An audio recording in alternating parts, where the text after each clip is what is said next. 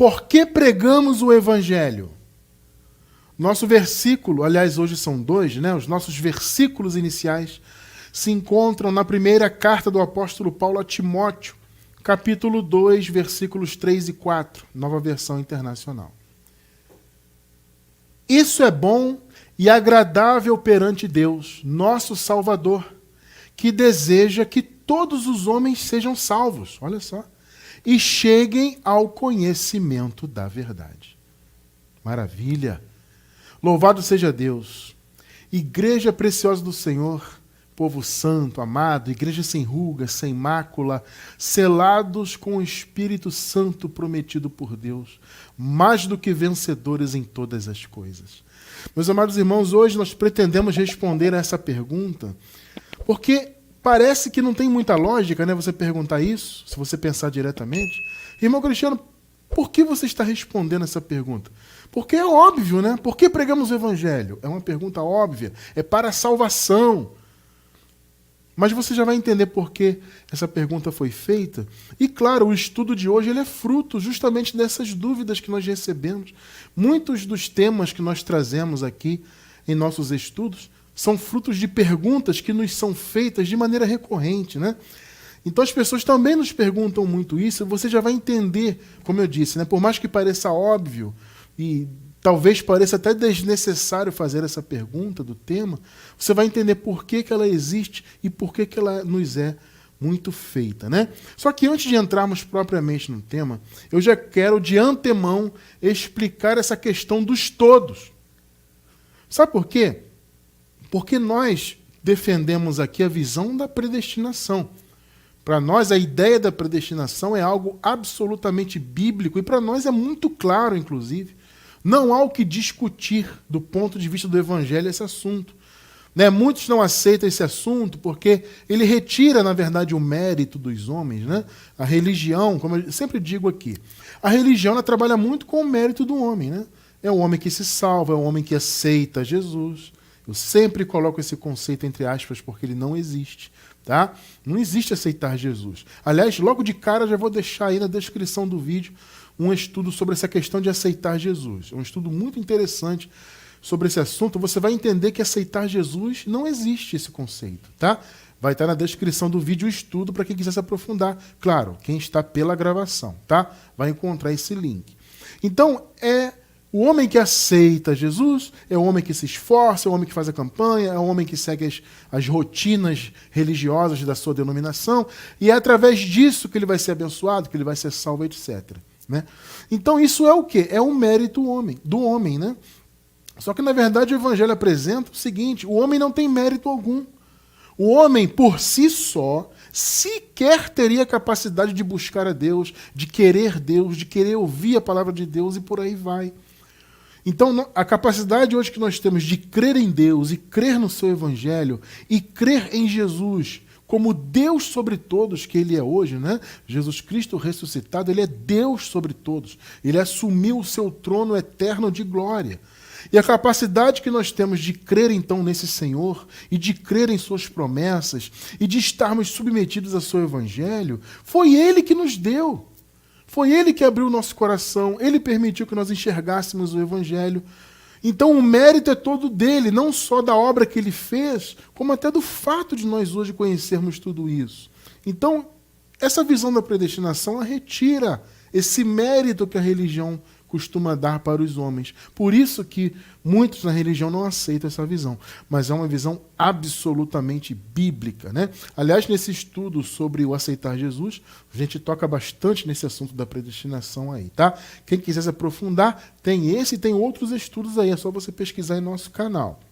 Então, veja bem, aqui parece contrariar, nesse primeiro versículo, parece contrariar isso. Inclusive, é uma das perguntas também que nós recebemos muito, né? As pessoas mandam por e-mail. Recentemente eu recebi: irmão Cristiano, eu estou recente aí na graça, eu estava assistindo alguns estudos aí de predestinação e eu concordo, eu nunca tinha ouvido falar disso, nunca havia me aprofundado nesse assunto, mas eu concordo, faz sentido. Mas, aí que entra, né? Por que está escrito que Deus quer que todos os homens sejam salvos? Percebeu? É uma dúvida, amado, pertinente. Entende? A pessoa que está chegando agora na graça, que não tem ainda experiência no conhecimento do Evangelho, é normal que ela tenha essa dúvida e é até uma pergunta muito inteligente. Porque, de fato, essa passagem, e existem outras com um conceito mais ou menos parecido, né? Parece que realmente essa passagem nega a questão da predestinação. Porque se Deus elegeu os seus filhos antes da fundação do mundo, e a capacidade que nós temos de crer nele, de receber seu evangelho, etc., vem dele, o mérito é 100% dele, isso significa que ele elegeu o seu povo. Nós estudamos isso muitas vezes, né? Sabe? E não cabe a nós ficarmos, inclusive, discutindo isso. As pessoas, como eu disse, né? Na religião, elas vivem discutindo isso. Não cabe discutir isso. É a soberania de Deus. Nesse caso, o que a eleição nos apresenta? O fato de Deus ter predestinado os seus filhos. Que ele escolheu um povo para si. Essa é a visão da predestinação. E não cabe a nós ficarmos discutindo isso. A religião vive discutindo isso. Fica inventando doutrina, tira versículo do contexto. Como esse versículo aqui, que nós acabamos de ler, ele é muito retirado do contexto. Vocês pregam a predestinação, mas a palavra diz que o Senhor quer que todos os homens sejam salvos. E aí eles isolam do contexto, isolam o raciocínio principal aqui, para querer contrariar uma verdade tão clara quanto a predestinação, sabe? Então, abençoados, vamos entender esse ponto antes de tudo. O que a palavra quer dizer com o Senhor querer que todos os homens sejam salvos? O que significa isso? Isso significa todos os tipos de homens. Observe isso. Não é 100% da humanidade. É todos os tipos de homens. Se você observar o contexto, no versículo 1, nós lemos o 3 e o 4, né? Se vocês observarem o contexto nos versículos 1 e versículo 2, vocês vão encontrar o Paulo falando o seguinte: olha, vamos orar pelos reis, vamos orar por todos que têm autoridade. Percebe? Por quê? Para que tenhamos uma vida boa, Paulo fala isso, uma vida tranquila, vamos orar por todos. Por que Paulo fala isso? Porque, gente, naturalmente, deveria haver, eu acredito muito nisso, uma visão de que o evangelho não era para as pessoas ricas, pessoas que tinham autoridade. Vocês entendem? Naturalmente havia isso. E Paulo fala, não, gente, vamos orar pelos que estão em eminência.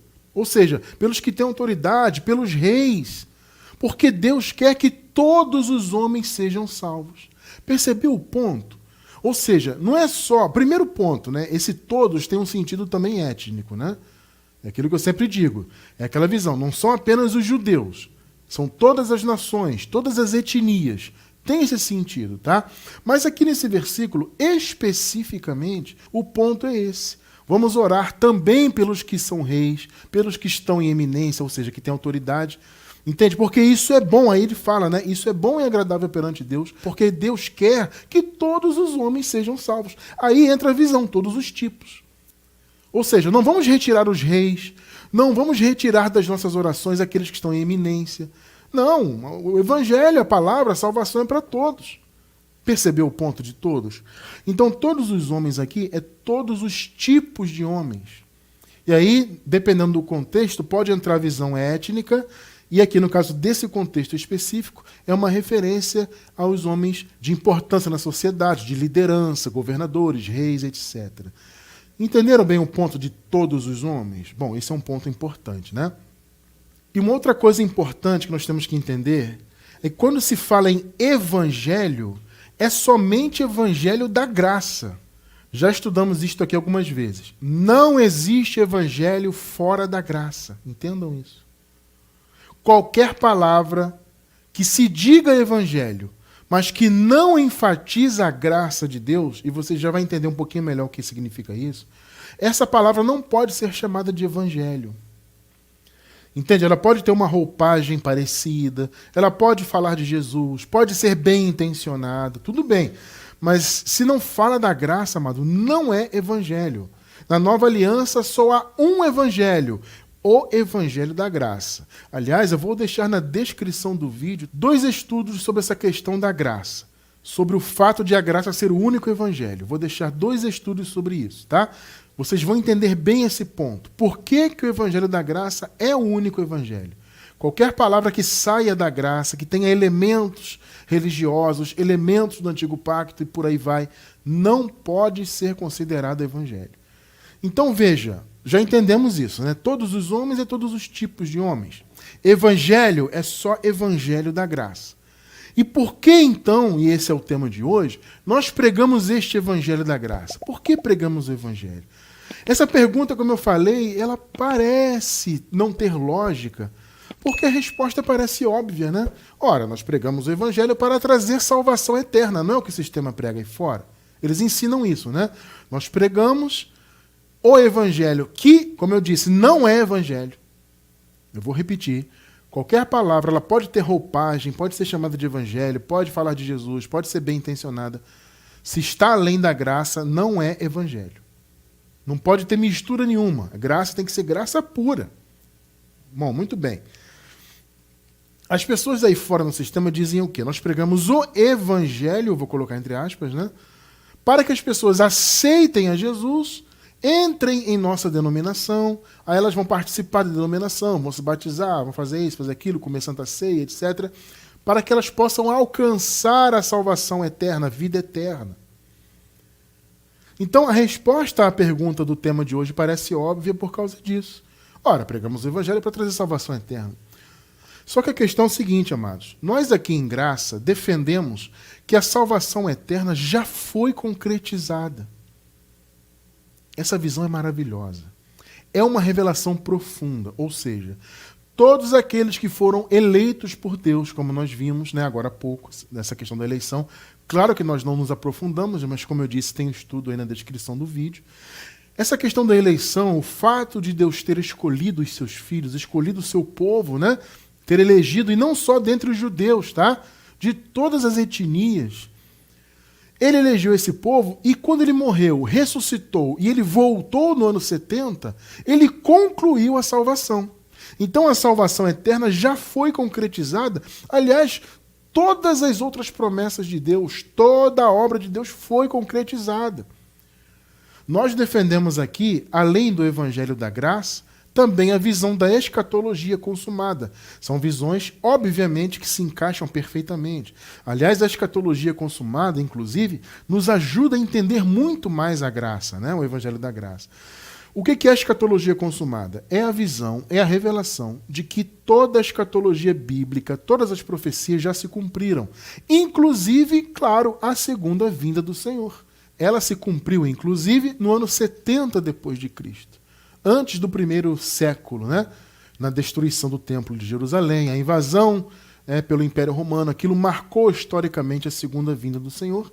Obviamente não dá tempo de explicar isso com profundidade, então vai ter o link na descrição aí sobre escatologia consumada. Amado, se você entender isso, a sua mente vai se abrir, amado. Um leque tremendo vai se abrir em seu entendimento. Vale muito a pena você investir um tempo para estudar a escatologia consumada. Então, uma vez que tudo já foi consumado, obviamente a salvação eterna já foi. Então, a pregação do Evangelho não é para trazer salvação eterna para as pessoas, para que elas aceitem a Jesus, né, supostamente, e venham alcançar a vida eterna. Não. A vida eterna já foi dada para todos aqueles que Deus elegeu desde antes da fundação do mundo. Já está concretizado. Entende? Todas as coisas, repito, foram consumadas. Tudo já foi consumado. Então, é o seguinte, como muitos pensam que a salvação ainda está sendo dada, que as pessoas ainda aceitam a Jesus para tentarem alcançar a vida eterna, elas têm na mente delas que pregar o evangelho é para isso. Mas não é para trazer salvação eterna. E é por isso, inclusive, que essa dúvida é pertinente. Por que pregamos o evangelho uma vez que a salvação já foi concretizada?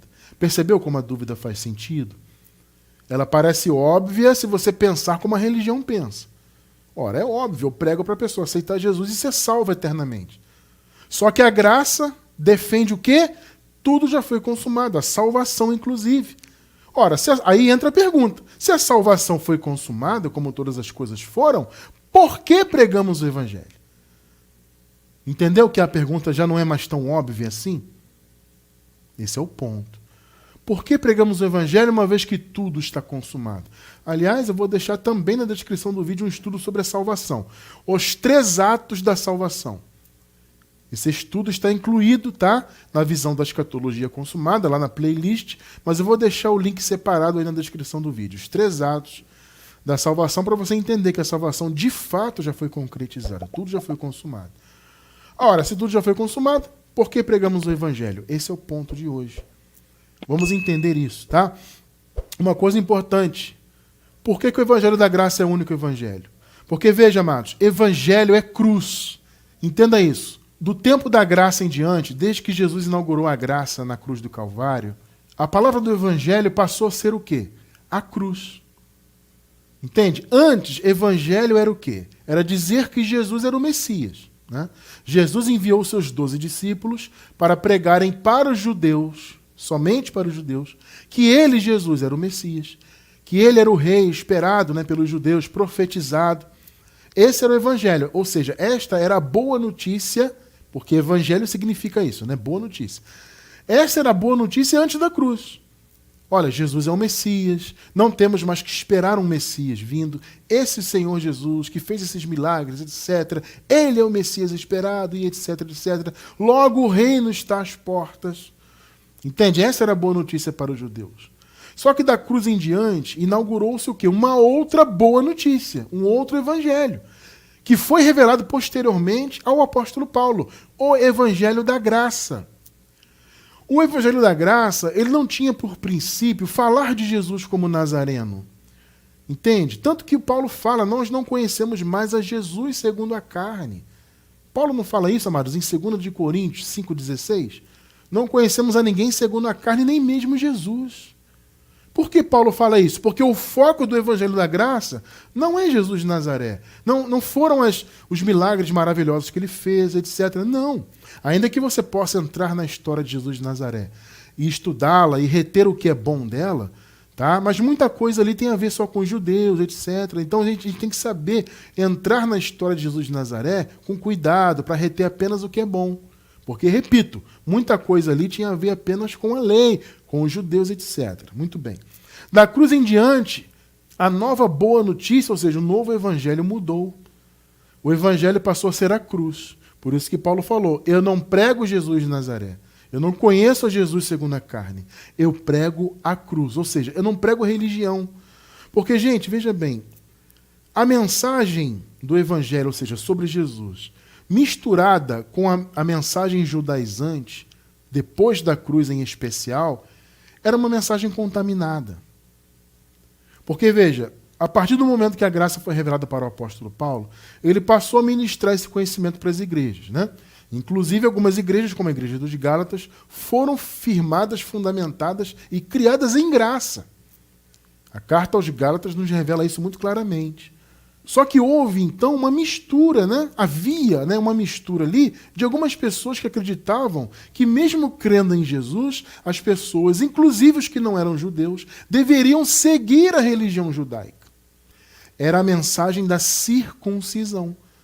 O que é circuncisão? Circuncisão apontava para os judeus, né? Porque os judeus que eram circuncidados, né?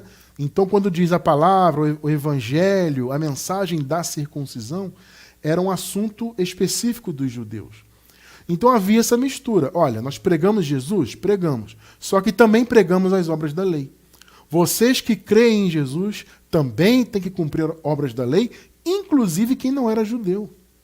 Percebe? Então, era uma mistura da mensagem de Jesus, que era importante e necessária, com esse implemento, vamos dizer assim, da religião, essa mistura. Havia, então, um sincretismo, né, da palavra que deveria ser somente da cruz, só que misturavam essa palavra com a religião judaica, a religião da circuncisão. Observe bem o que Paulo fala aqui. Gálatas 5:11, Nova Versão Internacional. Irmãos, se ainda... Olha só o que Paulo fala aqui. Se ainda estou pregando a circuncisão, por que continuo sendo perseguido? Olha a pergunta de Paulo, hein? Naturalmente, por que Paulo está falando isso aqui? Naturalmente, aquelas pessoas que invadiam as igrejas com essa versão do evangelho misturada, né? Que pregavam Jesus, mas diziam que as pessoas tinham que viver também na lei, essas pessoas acabavam dizendo que Paulo também pregava a circuncisão. Amado, eu não tenho dúvida nenhuma disso. Porque o apóstolo Paulo não iria escrever isso aqui à toa. Então, naturalmente, as pessoas diziam o seguinte: olha, vocês têm que viver na circuncisão. Porque o Paulo pregou a graça, mas ele também prega a circuncisão. Certamente havia isso. Por isso que Paulo disse isso aqui. Irmãos, se eu ainda prego a circuncisão, né, se estou pregando a circuncisão, naturalmente porque alguém dizia que ele fazia isso, aí ele pergunta, por que continuo sendo perseguido? Nesse caso, ou seja, se eu prego de fato a circuncisão, como alguns aí dizem que eu prego, o escândalo da cruz foi removido. Porque, gente, a palavra da cruz era um escândalo para os judeus. Entende? Você falar de Jesus e falar da cruz, do evangelho, era um escândalo. Falar em viver só pela fé, sem obras da lei, era um escândalo. Falar que Jesus era o Messias, para muitos, era um escândalo. Então a palavra da cruz era escandalosa. Aí o Paulo diz, né, se eu prego a circuncisão, porque muitos estão dizendo aí que eu prego, ou seja, se eu prego Jesus misturado com religião, por que eu sou perseguido? Percebeu a lógica do apóstolo Paulo? Ora, se eu estou sendo perseguido pelo que eu prego, obviamente eu não prego o que esse pessoal da religião prega. Percebeu? Amados, nós em graça somos muito perseguidos pelo sistema religioso. Não só eu que estou aqui pregando, né, já prego há mais de 20 anos, falo da graça há mais de 20 anos, como eu já fui perseguido, atacado, ameaçado. Ih, abençoado, você não tem noção do que eu já passei nesse sentido. E você que está aí também, mesmo você que é novo na graça, certamente você já está experimentando isso. Porque se você fala da graça para um religioso, ele vai te atacar. Ih, você está desviado. Ih, é desigrejado. Ih, você não vai para o céu. Ih, não sei o quê. Isso é heresia, você está ouvindo aí um herege. Então, certamente vocês também, por mais recentes que estejam caminhando em graça, já experimentam também essa perseguição. E o Paulo era perseguido e perseguido ferozmente, amados. Eles queriam matar o apóstolo Paulo. Entende? Literalmente. E Paulo fala, olha, se eu prego a circuncisão, como alguns dizem que eu prego, por que então que eu sou perseguido? Se eu prego a circuncisão, o escândalo da cruz acabou, não tem mais a palavra da cruz. 1 Coríntios 1, 23. Nós, porém, agora observe esse detalhe, pregamos o quê? Jesus de Nazaré? É isso? Eu prego o que Jesus fez antes da cruz. É isso? Eu prego os milagres de Jesus. Eu prego que Jesus foi para o deserto jejuar 40 dias, 40 noites. É isso que Paulo pregava? Não, olha o que ele está dizendo. Nós, porém, pregamos Cristo crucificado. Percebeu? Ou seja, é Cristo da cruz em diante. O qual, de fato, é escândalo para os judeus, que eu acabei de falar. E loucura para os gentios. Por que loucura? Porque, especialmente os gregos ali, eles não acreditavam, né? As pessoas de origem grega, não acreditavam em ressurreição.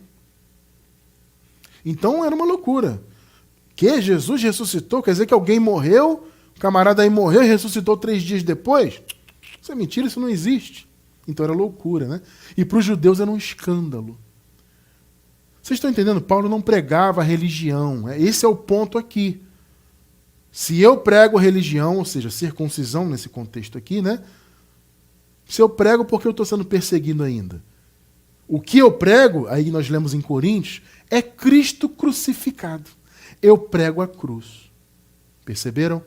Então, abençoados, evangelho é cruz. É você pregar o que Jesus fez na cruz, consequentemente o resultado da sua ressurreição e também, com a revelação da escatologia consumada, os resultados da sua segunda vinda. Isso é evangelho. Percebe? O nosso intuito, então, é pregar para que este conhecimento chegue no entendimento daqueles que já são salvos, do ponto de vista da eternidade, ou seja, dos filhos de Deus, daquele que ele escolheu como filhos desde antes da fundação do mundo. Abençoados, entendam uma coisa. O nosso intuito aqui não é retirar as pessoas da religião, simplesmente. É uma coisa que nos perguntam muito também. Irmão Cristiano, se tudo já foi consumado, a graça, já somos salvos, por que retirar as pessoas da religião, né? Se elas já são salvas e estão felizes na religião, seja ela qual for, por que não deixar as pessoas lá? Né? Gente, essa é uma pergunta muito recorrente.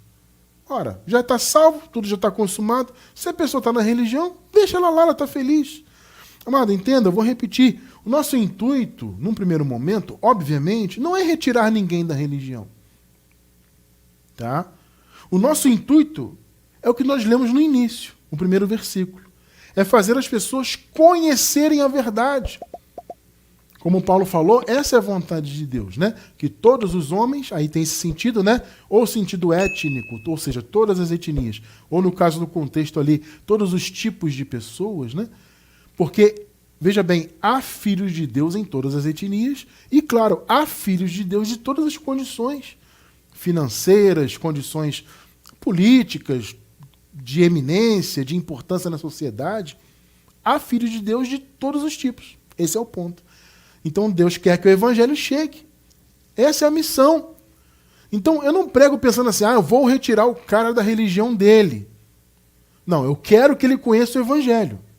Esse é o ponto. Conheça a graça, como nós vimos agora há pouco a palavra da cruz. O fato da pessoa sair da religião que ela está é uma consequência do conhecimento. Vamos lá. Evidentemente, eu não vou ser hipócrita aqui e dizer que eu nunca convidei as pessoas a saírem. Eu convido, sim. Às vezes nós estamos aqui, como estamos agora, né, fazendo uma palestra ao vivo. Claro que muitos assistem gravado, né, mas nós transmitimos a palestra ao vivo. E muitas das vezes a gente fala, a gente se empolga aqui ao vivo, fala alguma coisa. E muitas vezes eu já falei para as pessoas saírem, saia da religião, saia do sistema. De fato, eu já fiz isso. Só que, veja, o meu objetivo, a priori, não é esse.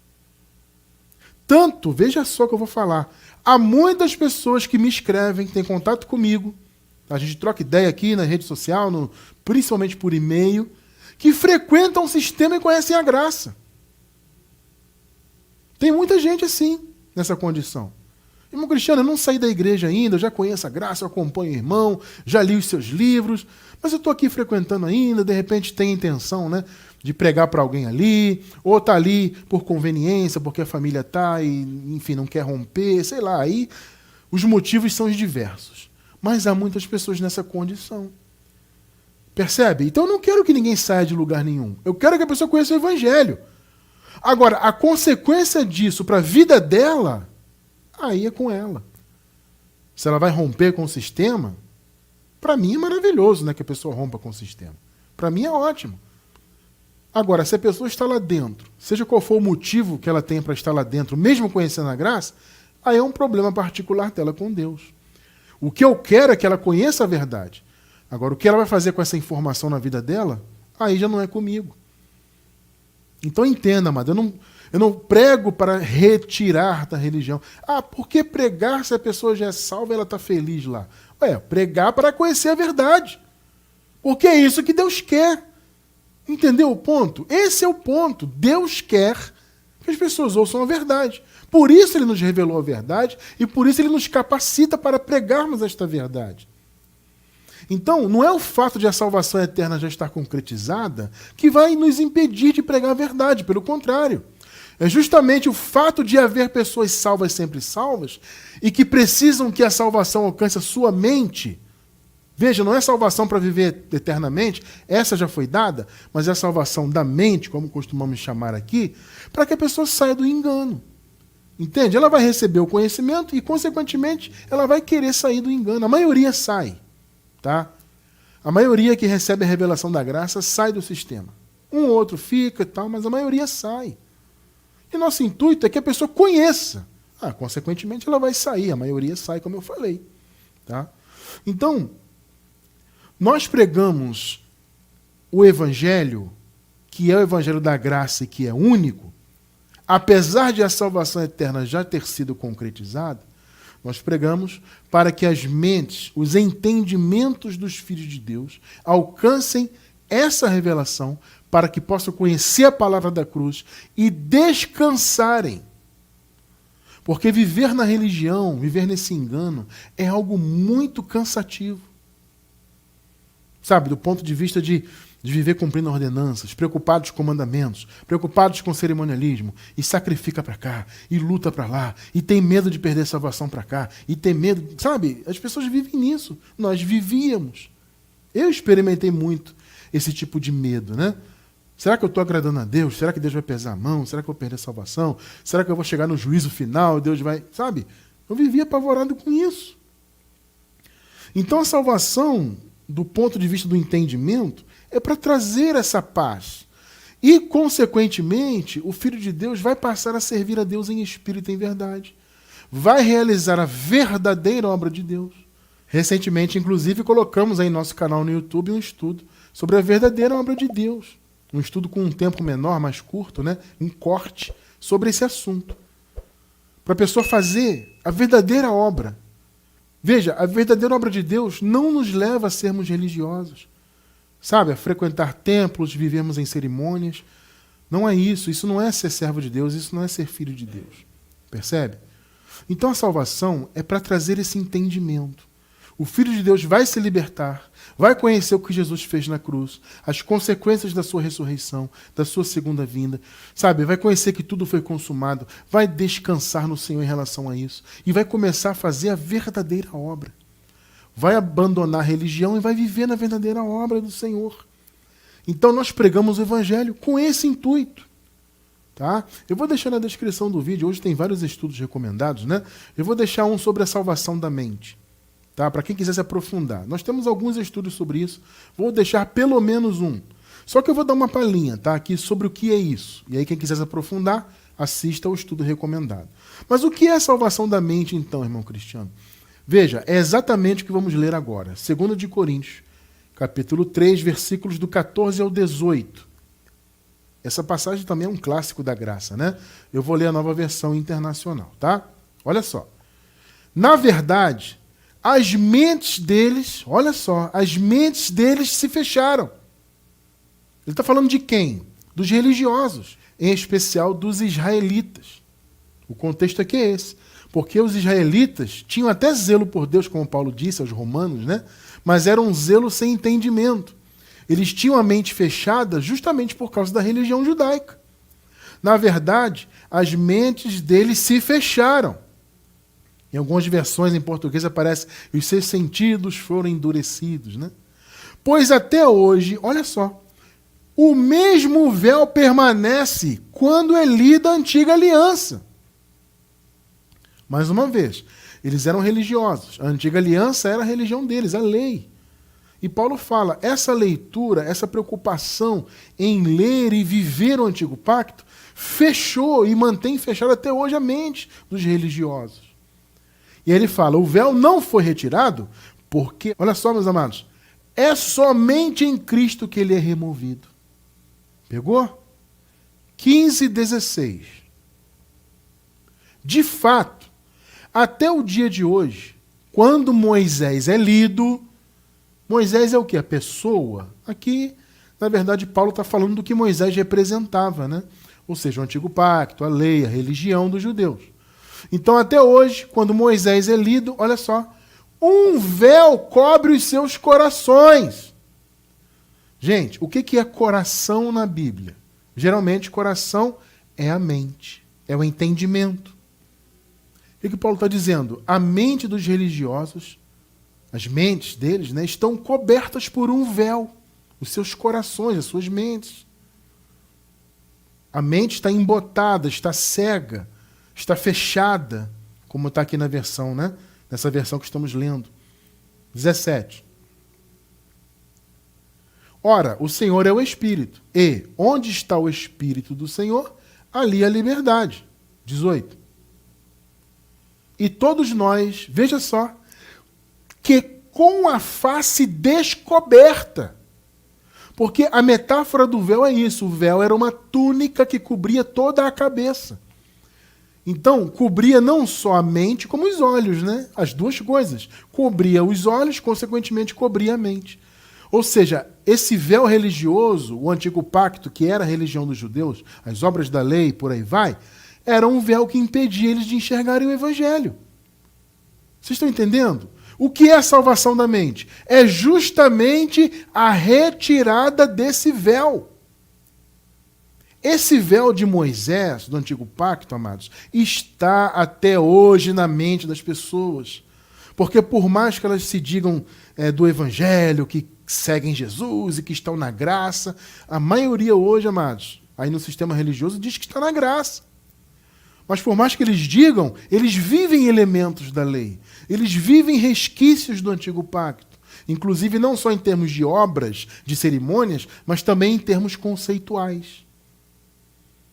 Por quê? Porque a face deles não foi descoberta. Ou seja, o véu permanece. A religião é um véu, queridos. Então olha o que Paulo está dizendo.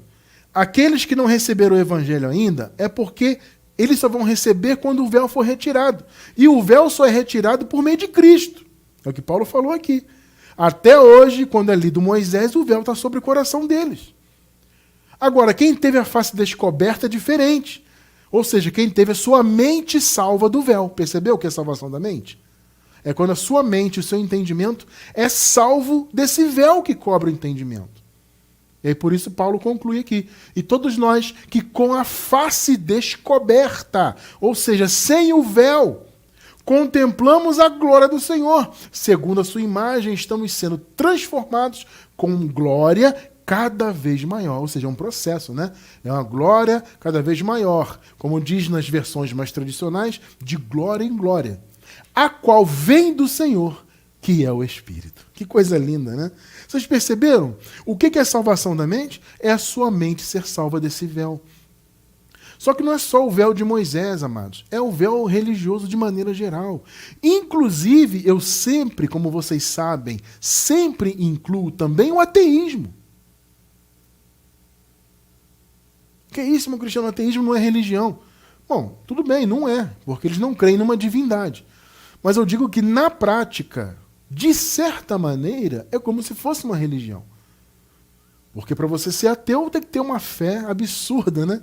Uma fé na ciência humana, né? Porque tudo é por acaso, né? O mundo existe por acaso, a vida existe por acaso, o universo, por acaso, passou a existir por uma explosão. É uma explosão que constrói coisas. Qual é o sentido disso, né? Isso não tem lógica nenhuma. Mas eles creem numa explosão que organizou tudo. Isso não é um tipo de fé. Não é uma fé religiosa, mas é como se fosse um tipo de fé. Inclusive, a defesa que muitos ateus fazem da sua visão é uma defesa com aquele ímpeto religioso, né? Então, todos esses véus podem cobrir a cabeça dos filhos de Deus. O ateísmo, as religiões em geral, mesmo principalmente o chamado cristianismo, que tem, como eu disse, essa roupagem, né, de ser cristão, essa intenção, eu falo de Jesus e tal, mas é religião, porque mistura Jesus com elementos que são de fora do Evangelho, fora da graça. Isso é lamentável, mas é o que mais existe por aí. As pessoas pregam Jesus? Pregam, mas sempre misturando Jesus com conceitos alheios ao Evangelho, alheios à cruz. Como eu falei, no Evangelho é a palavra da cruz. Paulo falou, eu prego a Cristo crucificado. Eu prego cruz. Eu prego os resultados da cruz. Isso é Evangelho. Então, vocês entenderam, amados? Nós pregamos o Evangelho para que a salvação do entendimento, a retirada do véu, possa acontecer na mente dos filhos de Deus. Para que eles fiquem nessa situação que acabamos de ler, com a face descoberta. O que Paulo falou? Nós que hoje conhecemos o Evangelho, temos a face descoberta. Entende? E nós conseguimos enxergar então a glória do Senhor. O que significa isso? Conseguimos enxergar o Evangelho. Porque o Evangelho revela a glória do Senhor. Percebe? O Evangelho revela para nós quem Deus é, revela o que Deus fez, revela o amor de Deus, revela a soberania de Deus. Sem conhecimento da graça, ninguém consegue entender isso. Entende? E aí, quando a pessoa ouve o Evangelho verdadeiro, que é a palavra da cruz, e o véu é retirado da sua cabeça, ela passa a enxergar a glória de Deus. E aí acontece a salvação da mente e as consequências dessa salvação. Quer ver uma das melhores e a principal consequência da salvação da mente? Romanos 10, do 14 ao 16. Como, pois, invocarão aquele em quem não creram? Vamos lá. Como é que os filhos de Deus hoje poderiam invocar o Senhor Jesus Cristo ressuscitado se nunca tivessem ouvido falar dele e da graça? Em outras palavras, né? Como alguém pode crer na graça se nunca ouviram falar dela? Eu estou adaptando o versículo, tá? Porque basicamente é isso, né? Como, pois, invocarão aquele em quem não creram? E como crerão naquele de quem não ouviram? Percebe? Como alguém pode crer em Jesus Cristo ressuscitado e crer, consequentemente, na sua graça sem ter ouvido falar dela? E como ouvirão se não há quem pregue? Percebe o intuito de pregar a graça? É isso. Mais um estudo que eu lembrei. Hoje tem vários links, né? Eu vou deixar na descrição do vídeo aí a eterna pregação da graça. Lembrei agora. Que estudo maravilhoso esse. Como ouvirão se não há quem pregue? Eu pergunto, hoje vivemos depois de toda a obra consumada. Amém. Isso significa que as pessoas não têm que saber disso? Não é importante a pessoa conhecer a graça e conhecer a escatologia consumada, conhecer que tudo foi consumado, conhecer que ela é filha de Deus e que ela é salva, sempre salva, e que as obras que ela faz, as boas obras, não obras religiosas, as boas obras devem ser feitas com o intuito de serem gratas a Deus. Essas obras devem ser feitas como consequência de quem elas são e do que Deus fez por elas. Isso é ou não é importante? É importantíssimo. Como ouvirão sobre a graça se não há quem pregue? Então nós estamos aqui pregando para que o povo da nossa geração conheça a graça. 15. E como pregarão se não forem enviados? Como está escrito, quão formosos os pés dos que anunciam a paz, dos que anunciam coisas boas. Meus amados irmãos, o evangelho da graça é uma coisa muito boa. Porque é isso, a palavra evangelho significa isso, boas novas, boas notícias, boas coisas. Então pregar a graça é pregar boas coisas para as pessoas. Entende? Quão formosos são os pés dos que anunciam a paz, dos que anunciam o evangelho, boas novas, coisas boas. Aliás, o Paulo aqui está citando Isaías 52, versículo 7. Versículo 16. Mas nem todos obedecem ao evangelho. Observe isso. Porque muitos ouviam, mas obviamente nem todos eram eleitos de Deus. Então muitos ouviam, mas nem todos obedeciam. Em outras palavras, qual é o intuito de se pregar o evangelho? Fazer o Filho de Deus, que é salvo, sempre salvo, obedecer ao evangelho. Percebeu? Nós pregamos, anunciamos coisas boas, mas nem todos obedecem ao evangelho. Pois Isaías diz, Senhor, quem creu na nossa pregação? Tremendo, né? Isso aqui é uma palavra de Paulo, porque Paulo sabia, amados, que muitos dos israelitas não receberiam o evangelho. Alguns receberiam? Evidentemente, sim. Mas certamente a maioria não receberia. Por isso que ele fala, nem todos obedecem ao evangelho. Mas aqui você observa que o intuito é isso. Qual é o intuito de pregar? Retirar o véu de Moisés, nesse contexto aqui, né? Hoje, no nosso contexto, é retirar o véu não só de Moisés, mas de todo o pensamento religioso, inclusive do ateísmo. Entende? É retirar o véu, para fazer a pessoa enxergar a palavra, enxergar o evangelho, enxergar a glória do Senhor e obedecer. Amados, há muitos irmãos aí que são salvos do ponto de vista da vida eterna, e glória a Deus por isso, são filhos de Deus, têm a vida eterna, mas não obedecem ao evangelho. Por quê? Porque não há quem pregue o evangelho da graça. Não há pessoas suficientes para isso. Eu considero ainda, apesar da internet, apesar dos nossos esforços de anos e anos e anos, eu considero o evangelho da graça ainda um nicho. Por mais que haja pessoas pregando, muitas pessoas falando da graça, isso é muito bom, né? Mas apesar de haver pessoas pregando a graça, o evangelho está aí avançando, apesar da internet, que é um excelente instrumento para isso, eu ainda considero, repito, a graça um nicho, um pequeno nicho, um gueto. Porque a grande maioria ainda crê no evangelho misturado com religião. Portanto, por mais que sejam filhos de Deus, salvos quanto à vida eterna, não obedecem ao verdadeiro evangelho. Eles pensam obedecer ao evangelho. Mas como não é a graça, não é evangelho. 2 de Coríntios 10, 4 e 5. As armas com as quais lutamos não são humanas. Pelo contrário, são poderosas em Deus para destruir fortalezas.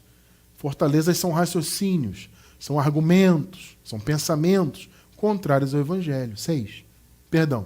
5. Destruímos argumentos, olha só. Algumas versões aparece destruímos raciocínios, né? Argumentos. E toda pretensão, toda altivez, toda jactância que se levanta contra o conhecimento de Deus. Percebeu? Raciocínios, argumentos, pensamentos contrários ao conhecimento de Deus, que é o Evangelho da Graça. É pretensão, é altivez, são fortalezas. Perceberam? Aí veja só, destruímos argumentos e toda pretensão que se levanta contra o conhecimento de Deus e levamos cativo todo pensamento para torná-lo o quê? Obediente a Cristo. Percebeu? Por que pregamos o Evangelho da Graça, apesar de a salvação eterna já ter sido concretizada? Muitos perguntam isso. Principalmente quem está chegando agora na graça e na escatologia consumada. Por quê? Para que os filhos de Deus, que já são salvos e sempre salvos, obedeçam a Cristo, ou seja, a sua palavra. Como fazemos isto? Destruindo argumentos. Amados, vamos lá. Não é exatamente o que nós fazemos aqui, por exemplo, em nosso trabalho. Todos que pregam a graça visam isso. Destruir argumentos contrários ao Evangelho.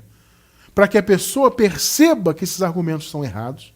Né? O Filho de Deus ouvindo a graça, ele vai perceber que os argumentos contrários à graça são errados, são religião, são qualquer outra coisa que não é o Evangelho. E ele vai passar a ouvir mais o Evangelho e, consequentemente, o véu vai ser retirado. A sua mente vai ser salva, que nós vimos agora há pouco. Né? Qual é a consequência? A obediência a Cristo. A realização da verdadeira obra de Deus. Isso é maravilhoso, meu irmão, minha irmã. É para isso que estamos aqui. Pregar a graça para isso. E mais, para que os filhos de Deus recebam esse Evangelho e nunca mais voltem. Percebe? Porque a característica principal, uma das principais, né, características dos eleitos, dos filhos, é nunca retrocederem. E nós pregamos o Evangelho para isso. Para que os filhos não sejam mais enganados e permaneçam firmes no Evangelho. Olha só, 2 Coríntios 11, 3 e 4, nova versão internacional. Olha o que Paulo fala aos Coríntios. O que eu receio e quero evitar é que, assim como a serpente enganou Eva com astúcia, a mente de vocês seja corrompida. Olha só. E se desvie da sua sincera e pura devoção a Cristo. 4. Pois, se alguém lhes vem pregando, olha só o que Paulo fala. Coríntios, vocês estão bobeando aí. Se alguém lhes vem pregando um Jesus, que não é aquele que pregamos. Eu pergunto, qual Jesus Paulo pregava? Jesus Cristo ressuscitado. Jesus Cristo crucificado, ou seja, da cruz em diante. O Jesus que ele, Paulo, conheceu, inclusive, né? Ele foi levado ao paraíso por essa manifestação de Jesus, Cristo crucificado, consequentemente ressuscitado. Só que outras pessoas estavam indo na igreja e pregando outro Jesus. Ou seja, muito provavelmente, os religiosos, né? Pregando Jesus antes da cruz, Jesus misturado com a religião judaica, isso é outro Jesus. O Jesus que prega no sistema religioso hoje é outro Jesus, não é o Cristo crucificado e ressuscitado. Percebeu o ponto do apóstolo aqui? Pois se alguém lhes vem pregando um Jesus que não é aquele que pregamos, não é o ressuscitado, não é o da graça. Ou se vocês acolhem um espírito diferente do que acolheram. Opa, irmão Cristiano, como assim? Quer entender essa questão de espírito? Eu vou deixar na descrição do vídeo mais um estudo. Os dois espíritos. Obviamente não tem tempo de explicar isso agora. Quer entender esse negócio do espírito aqui? Assista a esse estudo, os dois espíritos. Amados irmãos, separem um tempo, vale a pena, invistam um bom tempo, principalmente você que está começando na graça, sabe? Invista um tempo para você assistir esses estudos. Muitas das vezes a gente vai assistir Netflix, né, por exemplo, o que é muito bom, né, distrair a cabeça, descansar um pouco, é ótimo. Só que a gente senta lá no Netflix e fica maratonando várias séries, horas e horas assistindo. Separa um pouquinho nesse tempo, deixa um pouquinho a Netflix de lado, ou seja lá o que for, Faz aí um Evangelho da Graça Flix. Tá bom? Vamos ler de novo então. Pois se alguém lhes vem pregando um Jesus que não é aquele que pregamos, ou se vocês acolhem um espírito diferente do que acolheram, ou um evangelho diferente do que aceitaram, vocês o suportam facilmente. Meu irmão, entenda uma coisa. O apóstolo Paulo está puxando a orelha dos coríntios, porque os coríntios estavam aceitando facilmente qualquer palavra. Ô Coríntios, eu preguei a graça para vocês, o evangelho. Preguei Jesus crucificado, consequentemente Jesus ressuscitado. E aí vocês dão ouvidos a qualquer outro Jesus que é pregado. Vocês recebem qualquer outro espírito, qualquer outro evangelho. É isso que Paulo está falando aqui. Entende? Nós não podemos, amados, ser assim. Recebeu a revelação da graça, fique na graça. Você não tem que dar ouvidos a outro Jesus, outros espíritos, outro evangelho. Não. Para a nossa vida só serve a graça. Entende? E nós pregamos então para isso, para que a nossa geração hoje conheça o que Jesus fez. Efésios 2, 6 e 7, nova versão internacional. Deus nos ressuscitou com Cristo e com Ele nos fez assentar nos lugares celestiais em Cristo Jesus. 7. Para mostrar, ou seja, para que seja conhecido, né? Para mostrar, para que as pessoas conheçam. Nas eras que hão de vir, nós somos uma dessas eras.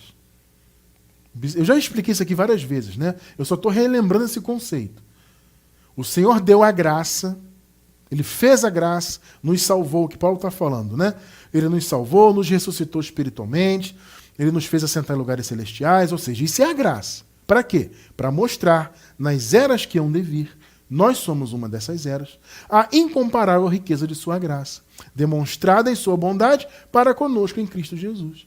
Ou seja, há um chamado para todas as demais eras que viriam posteriormente àquela era bíblica, de conhecerem a graça. Agora, como ouvirão se não há quem pregue? Percebeu como se encaixa? Como ouvirão se não há quem pregue? Ora, a nossa geração hoje, que é uma dessas eras, né, que diz ali, estamos vivendo uma dessas eras aí. Essa era tem que conhecer o Evangelho. É vontade de Deus que todos sejam salvos e venham ao conhecimento da verdade. Não foi isso que lemos no primeiro versículo? Porque isso, salvação é conhecer o Evangelho, é conhecer a verdade, é a salvação em termos de mente. Percebeu, né? Por que pregamos o Evangelho? Pregamos o Evangelho para salvar o entendimento dos filhos de Deus. Para que os filhos do Senhor tenham o véu retirado de seus olhos. Para que eles conheçam a incomparável riqueza da graça, como nós lemos agora há pouco. E nós devemos seguir nosso trabalho, queridos, sem medo. Você que está novo na graça, vou te dar um conselho. Não tenha medo de falar da graça. Não tenha vergonha, não tenha receio. Pelo contrário, fale da graça, sempre que houver uma oportunidade, sempre que Deus abrir a porta. Claro que nem sempre é possível, né? Há certos momentos que você tem que ter sabedoria, ter cuidado. Há certos momentos que não cabe você entrar, né, no assunto da graça, por exemplo, principalmente com quem é muito religioso. Mas há momentos que Deus abre a oportunidade, você fala, não tenha medo. Temos que pregar sem medo.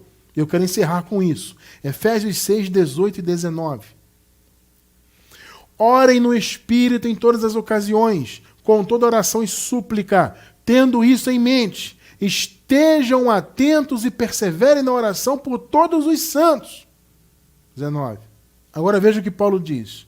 Orem também por mim, para que, quando eu falar, seja-me dada a mensagem, a fim de que, destemidamente, ou seja, de maneira destemida, sem medo, torne conhecido o mistério do Evangelho. Olha o que Paulo pediu para os Efésios fazerem. Efésios, orem por mim, para que eu pregue sempre de forma destemida, para que o mistério do Evangelho seja conhecido. Eu faço o mesmo pedido para vocês. O mesmo pedido. Orem sempre pelo irmão Cristiano, pela irmã Juliana. Orem por nós, intercedam, para que nós estejamos aqui sempre pregando o Evangelho, para que nós estejamos aqui sempre de forma destemida, Não importa ataques, não importa perseguições, não importam calúnias, não importa nada disso. Nós temos que pregar o Evangelho para que ele seja conhecido, para que o mistério de Cristo seja conhecido, o mistério da salvação concretizada, para que os véus da religião ou das religiões, que são muitas, sejam retirados da cabeça, da mente, dos olhos dos filhos de Deus. É para isso que pregamos o Evangelho, para haver libertação, descanso e plena revelação no entendimento dos eleitos de Deus. Glórias ao Senhor por isso. Amém.